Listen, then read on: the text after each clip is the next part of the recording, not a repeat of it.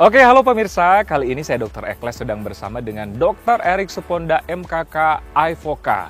Jadi seorang dokter sekaligus ahli kesehatan penyelaman. Wah, luar biasa. Jadi episode kali ini sangat menarik, apalagi bagi Anda yang suka menyelam dan yang akan belajar menyelam, wajib menyaksikan episode kali ini. Benar dokter ya? Kurang lebih gitu. Kurang lebih gitu lah. Apalagi ini ada alat-alat yang luar biasa nih. Nanti kita tanya satu-satu dokter. Tapi sebelumnya apa sih dokter olahraga scuba diving itu atau menyelam itu dokter? Sebenarnya kalau diving itu atau menyelam itu ada kriteria dasarnya bahwa kita terpapar tekanan lebih dari 1 atmosfer. Itu kriterianya? Kriteria dasar. Oke. Berarti penyelaman itu bisa penyelaman basah, penyelaman kering. Basah berarti di bawah air, kering berarti kedalaman permukaan bumi. Itu termasuk kriteria diving.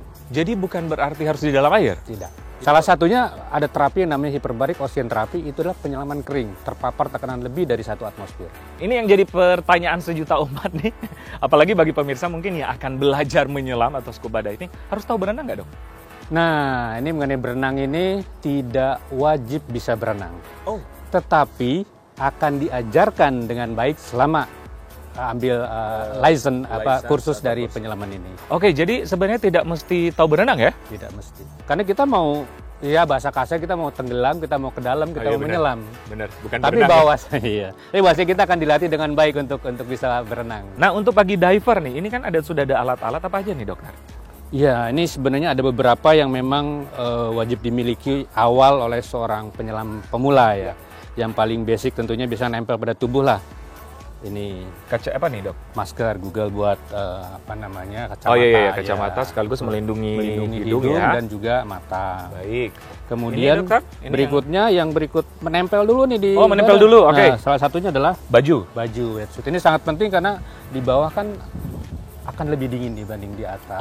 Kemudian mencegah terjadinya goresan dengan biota-biota atau barang-barang di bawah laut yang mungkin berbahaya gitu kan. Itu mungkin. Ini baju seperti ini dikenal dengan istilahnya wetsuit ya. Ini ada dry suit buat penyelam tertentu, ini adalah white suit ya. Ini ketebalannya kalau nggak salah ada yang 3 mili, ada yang 5 mili, tergantung nanti kita akan menyelam di suhunya. Ada yang lebih, kadang kita mungkin penyelaman di suhu yang dingin, gitu kan bisa membantu. Bisa membantu. Jangan sampai kita dehidrasi. Ya. Apalagi dokter. Nah berikutnya mungkin salah satu yang bisa dipakai untuk bertahan di air adalah kaki katak atau fins. Nah ini ada beberapa tipe, ada yang open heel, ada yang full heel gitu ya. Nah ini yang open heel nih, dia dipakainya dengan menggunakan sepatunya khusus. Iya. Oke. Kemudian di sini ada pemberat agar kita bisa nyelam ya. Bisa ke bawah gitu kan. Tanpa ini agak sulit untuk bisa sampai ke bawah. Agak sulit untuk bisa sampai ke bawah. Dan ini tergantung daripada berat tubuh. Iya. Oh ini mungkin ini tambahan aja. Ini Divecom, ini salah satu alat yang memberikan gambaran tentang kedalaman, konsentrasi, ya untuk menilai kondisi kita pada saat kita menyelam lah. Di sini ada namanya BCD nih. Apa? BCD. Ya. Oke. Rompi ya? Ya rompi. Di mana di sini ada pelampungnya juga nih. Jadi salah satu yang dipakai untuk bertahan di permukaan. Ya. Nah kemudian di sini yang di regulatornya nih. Regulator ini ada beberapa bagian. Ini ada first stage, ini yang merubah tekanan tinggi ke tekanan menengah. Dan dari sini kemudian mengalir ke 2 bagian, yaitu yang regulator pertama ke kitanya ya, dan ada yang cadangan yang kedua. Ini buat spare-nya, buat cadangannya. Dan ini merubah dari tekanan medium tadi ke tekanan dibutuhkan oleh tubuh kita dan sekitarnya. Jadi ini yang dipakai. Nah, kemudian berikutnya di sini ada pengukur kadar volume daripada tabung udara ini. Di sini kita ukur di sini berapa total jumlahnya, sisanya berapa. Dan kita tidak boleh lebih atau ya minimal 50 bar lah. Kita sudah harus naik ke permukaan. Oke, dokter, apalagi alat lain sudah komplit ya? Terakhir tinggal tabungnya ini. Benar. Dan tabung ini ditera setiap 5 tahun sekali. Dan regulator ini setahun sekali harus dilakukan pemeriksaan. Siapa saja sih yang bisa melakukan menyelam keadaan tertentu atau siapa saja yang tidak bisa?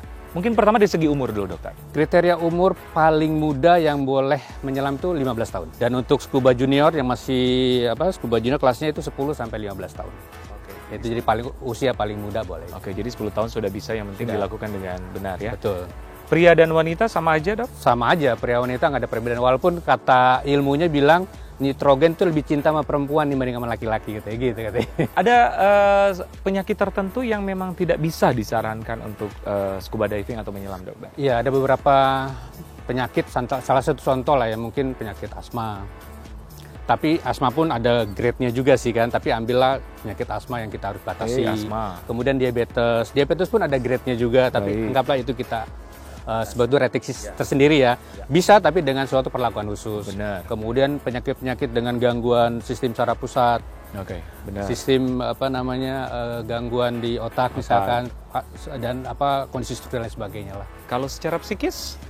Nah, kalau psikis orang-orang yang klaustrofobi ya tentunya salah satu yang tidak boleh mengikuti penyelaman ini. Bagi Pemula nih, berapa sih batas kedalaman menyelam? Ada batasannya atau gimana, Dokter?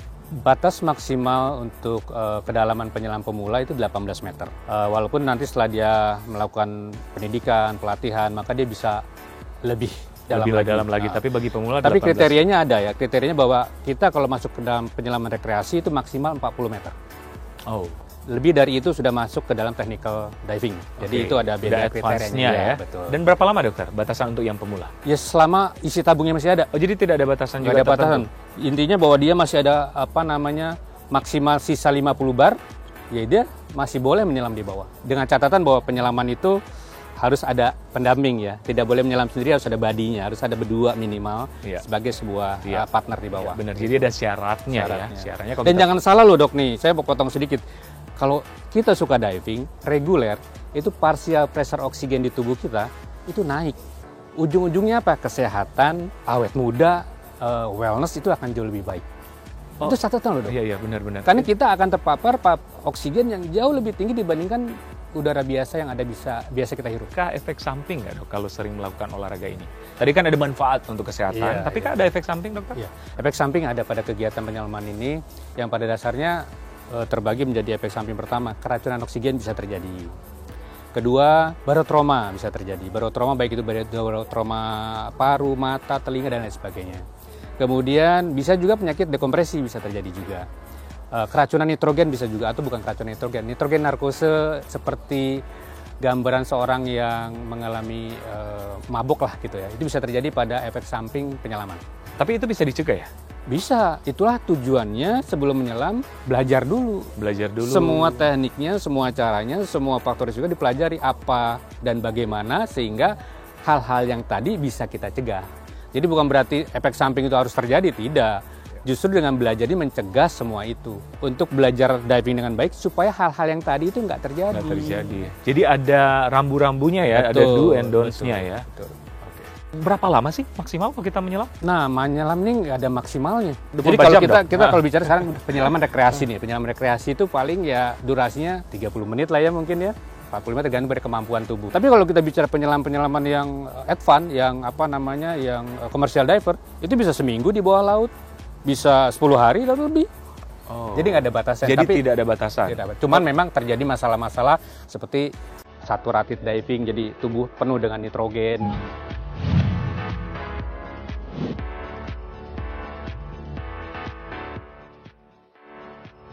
Ada nggak pemanasan atau stretching atau gimana? Ya, intinya pemanasan sebelum diving tidak boleh latihan keras. Karena kalau latihan keras maksudnya ada lari segala macam. Karena itu akan ada injury dan merupakan local port the entry untuk penyakit-penyakit pada penyelaman. Dan boleh dilakukan hanya stretching. Stretching berarti peregangan. Ataupun exercise ringan. Oke, jadi tidak boleh olahraga berat dulu ya? Oke.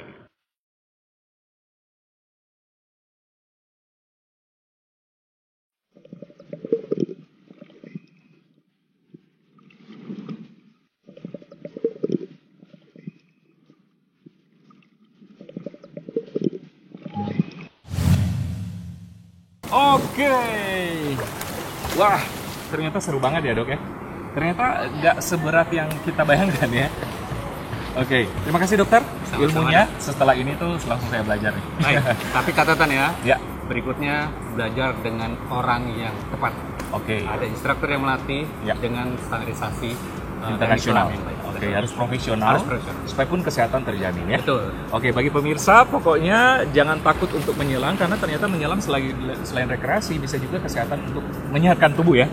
Banget betul. Ya dok, setuju ya? Setuju. Oke, demikian bincang sehat kali ini seru banget karena kita sambil diving. Saya Dr. Ekles bersama Dr. Eri Erik Subona. untuk Hidup Sehat.